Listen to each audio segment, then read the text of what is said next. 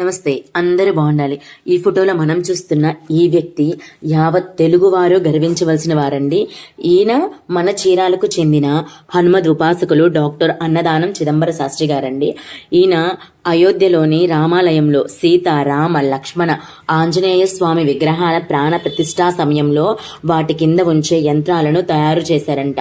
దాదాపు 6.5 కోట్ల నుండి 7 కోట్ల సార్లు జపాన్ని ఆ యంత్రాలకు ఆయన ధారపోసి మరి వాటిని రూపొందించారంటండి.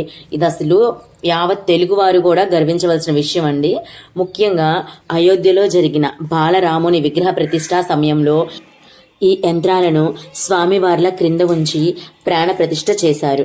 దీనివల్ల స్వామివారి ఆకర్షణ శక్తి మరింత పెరుగుతుందని చిదంబర శాస్త్రి గారు చెప్పారు. 1970 నుండి రామ హనుమత్ ఉపాసనతో ఉండడంతో పాటు హనుమంతుడి 9 అవతారాలకు సంబంధించిన 9 ఆలయాలు నిర్మించడం, యంత్ర ప్రతిష్ఠలు చేయడం వల్ల అయోధ్య రామ జన్మభూమి తీర్థక్షేత్ర ట్రస్ట్ ప్రతినిధులు ఈ బాధ్యతలు ఆయనకు అప్పగించారంటండి. ఈ ప్రాణ ప్రతిష్ఠా యంత్రాన్ని ఎంతో కఠినంగా రామదీక్ష చేపట్టి 2014 నుంచి చేస్తూ సిద్ధం చేశారంట. రామభక్తుడైన తనకు హనుమంతుడి ద్వారానే ఈ అవకాశం లభించిందని చిదంబర శాస్త్రి గారు వెల్లడించారంటండి. చాలా గొప్ప విషయం కదండి ఇదైతే.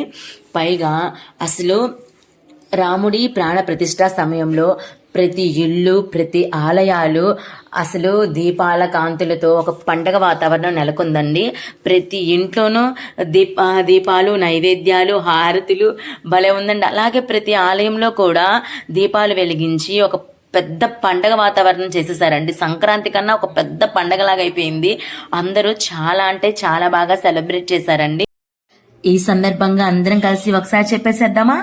జై శ్రీరామ్, జై శ్రీరామ్, జై శ్రీరామ్.